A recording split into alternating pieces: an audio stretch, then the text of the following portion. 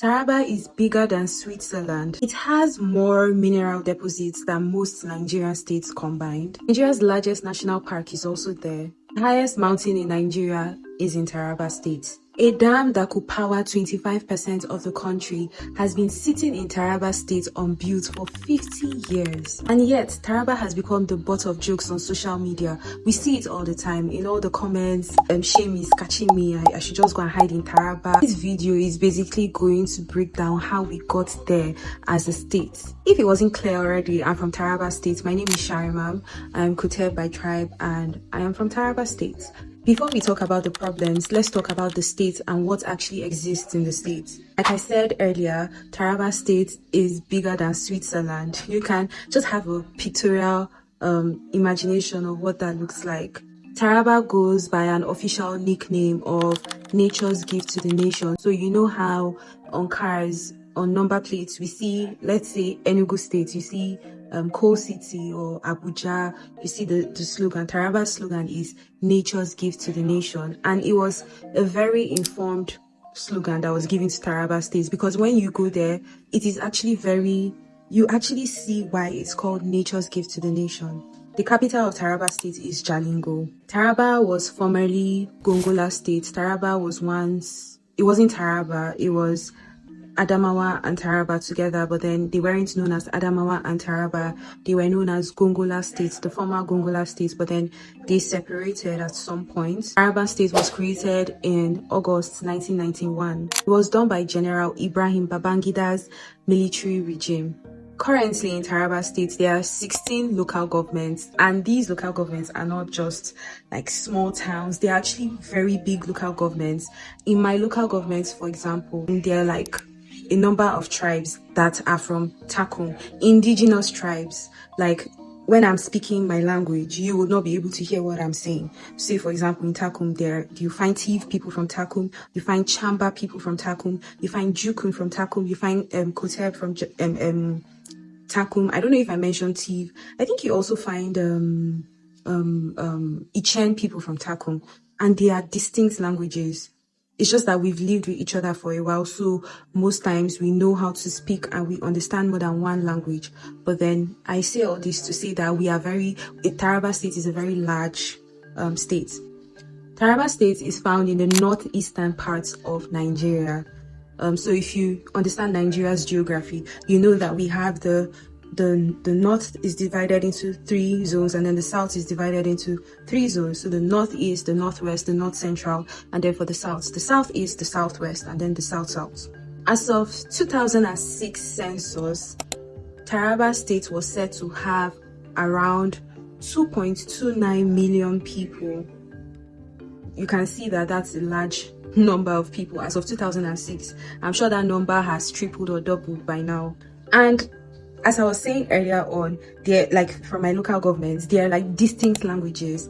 It is said that, based on my research, that there are about 80 to 100 distinct ethnic groups in Taraba State. You can see that when I say we are distinct and we should not be categorized as one, I mean it, because there's a tendency to also think, oh, Taraba is, that Hausa state as it's commonly done in Nigeria. Another thing to note is that Taraba borders different states. Taraba borders 6 states: Plateau State, Nasarawa State, Benue State, Gombe, Bauchi, and Adamawa states. So you can see that Taraba is a big, geographically, if you look at it on the map, it's actually very big. Another thing worthy to note is that Taraba State shares boundary with Cameroon. Actually, my local government actually shares border with Cameroon. Anytime we travel to the village, we always see the immigration vans stationed on the road. So just to give you like something to imagine with, I have about 6 comparisons to give you like a pictorial imagination of how big Taraba is. So I'm going to read out data around the land. The most cited data around the land in Taraba is that Taraba is around 54,473 kilometers square. I'm going to leave links to the data I'm reading. Comparison: Switzerland is just 41,285 kilometers square. Taraba is larger than Switzerland. Then there's Denmark. Denmark is 42,924 kilometers square. Taraba is larger than Denmark. There's Netherlands, 41,543 kilometers square.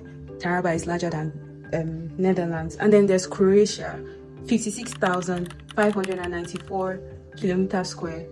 Togo and Benin Republic combined is about 68,000 kilometers square. That is, Taraba State is literally the size of Togo and Benin Republic together minus some. Lagos State is 3,345 kilometers square. Taraba is over 16 times the size of Lagos State. You ask me, Taraba State's resources read like a country who won a lottery.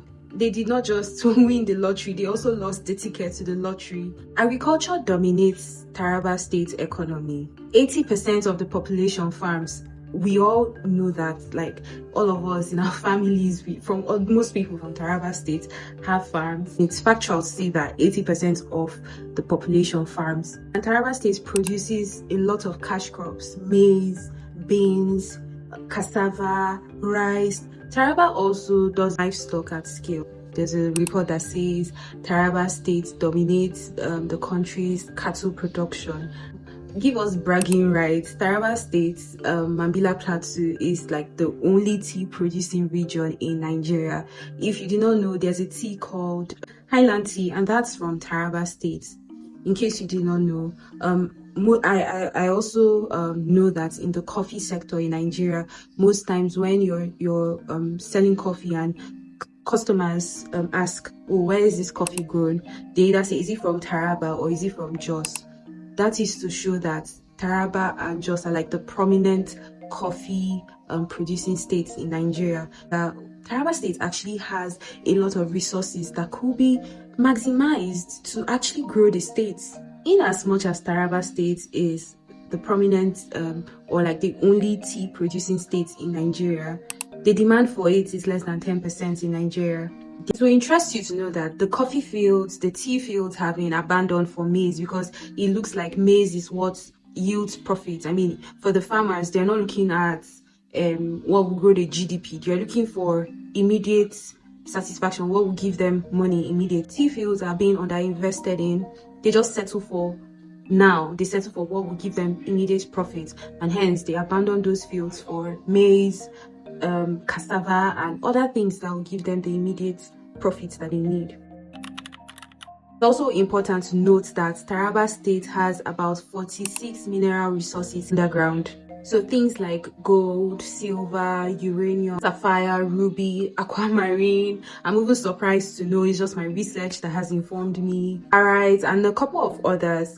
These resources, as surprising as it sounds, these resources are actually underground in Taraba State. They are hidden beneath the soil in Taraba State, mostly unexplored, right? Mostly unexplored. And according to Taraba State Chamber of Commerce, unfortunately for the state, not a single mining company, not a single mining industry has been established in Taraba State.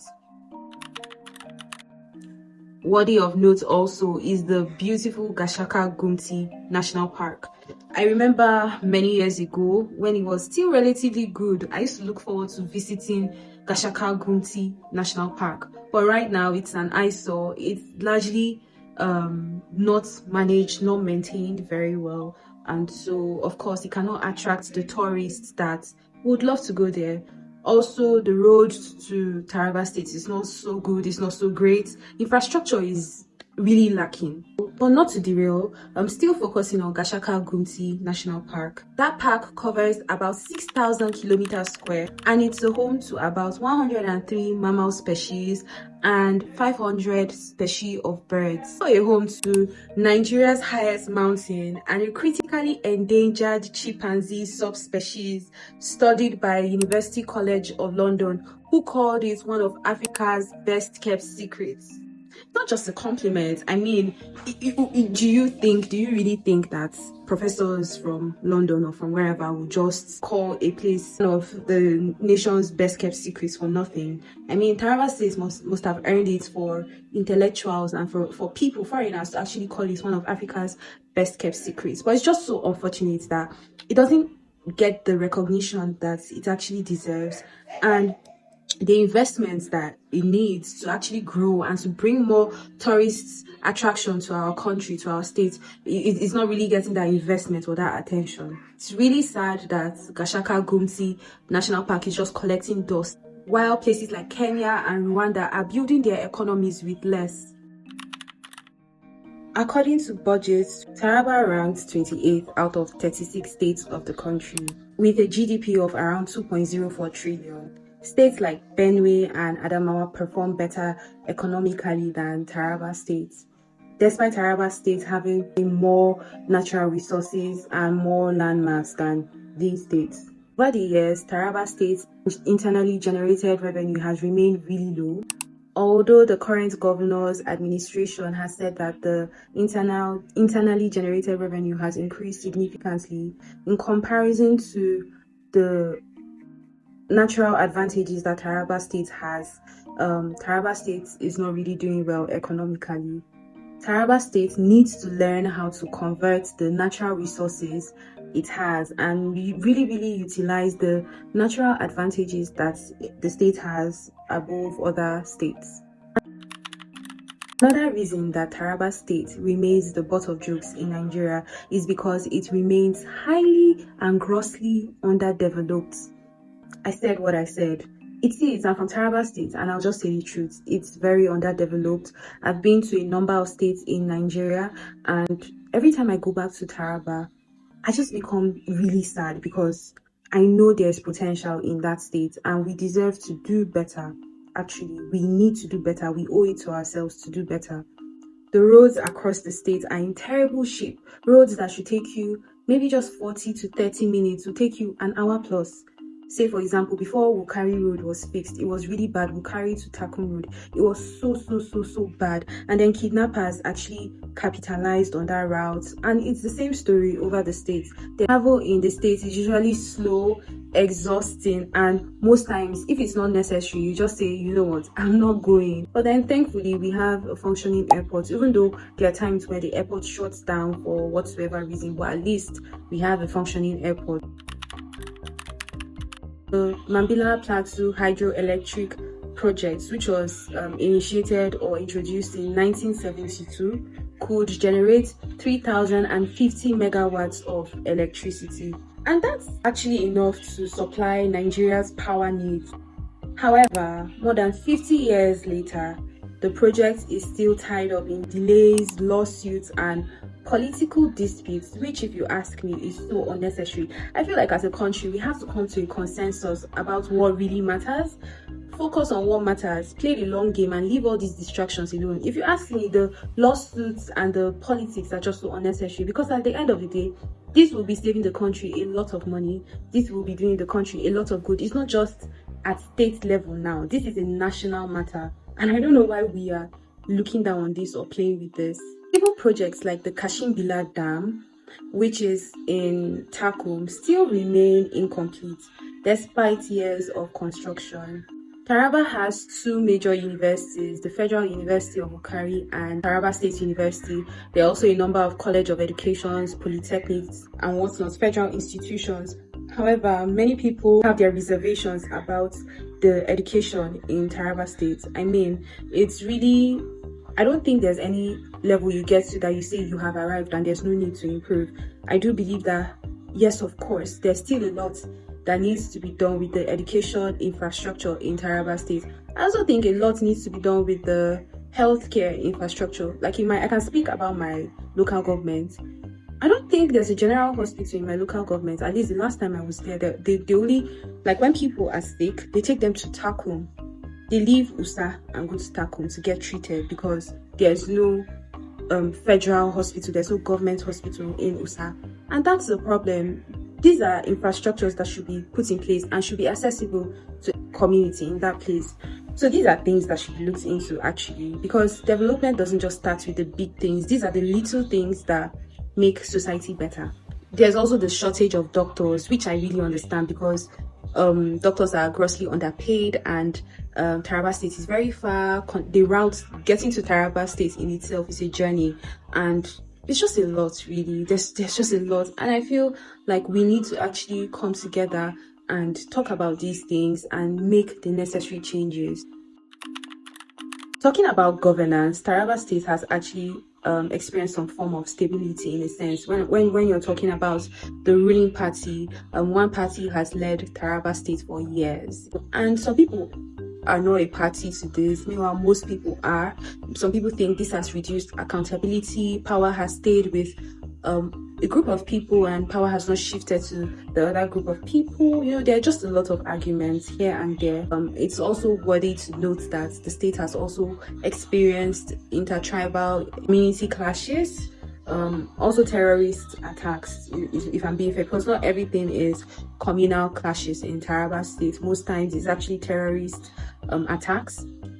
Unfortunately, these conflicts have displaced residents, it has disrupted farming, and discouraged tourism and investment. When the headlines break that Taraba State is experiencing farmer-header clashes, or like communal clashes, or whatever it is, of course, Taraba State will not be number one on the list of states to invest in, or states to travel to. The roads, I think the roads contribute to the insecurity, and I think the government needs to do a lot, really. You know, because of insecurity, most times, people from Taraba State use the water to cross, because there's just the belief that on a certain road it's like a major hideout for kidnappers and robbers, and it's just safe for you to use the water to cross to avoid wahala, coupled with the bad roads. It's just a lot, really. We're going through a lot. And then although security has improved in some places, in other places it's still really, really, really bad. Taraba State, as I have said in this video, is very advantaged naturally. It has a lot of advantages, a lot of natural advantages. However, it remains significantly underdeveloped, and the reasons are clear: poor infrastructure, weak governance, delayed projects, insecurity, and years of underinvestment. If properly managed, Taraba State could become one of Nigeria's most economically flourishing states. It could also become one of Nigeria's agricultural, tourism, and energy hubs. The Mambilla project alone could generate thousands of jobs for unemployed young Nigerians. It could also transform electricity supply in Nigeria and just stabilize electricity for Nigerians, which will in turn contribute to business growth, contribute to flourishing systems generally. Also, the Mambilla Plateau could become a major tea and coffee producing region, not just in Nigeria, in Africa, not just in Africa, in the world. Also, Gashaka Gumti National Park has the potential to become a leading global ecotourism destination. The summary of this video is that the issue with Taraba State was never the lack of potential. The real issue is that the state's enormous potential has not been matched with the level of execution that it needs to flourish, and that needs to be looked into for Taraba State to flourish and maximize its potentials. I hope you enjoyed watching this. I love my state. I would love to see my state flourish in my lifetime, and this is just me contributing my quota to seeing that Taraba State stops being the butt of jokes on social media. Our leaders take Taraba State seriously. Investors from around the world see Taraba as a hotspot and actually invest in that state that has a lot of potentials for returns on investment. Thank you for watching my video. If you enjoyed this, please share with someone that may enjoy it as well. Thank you.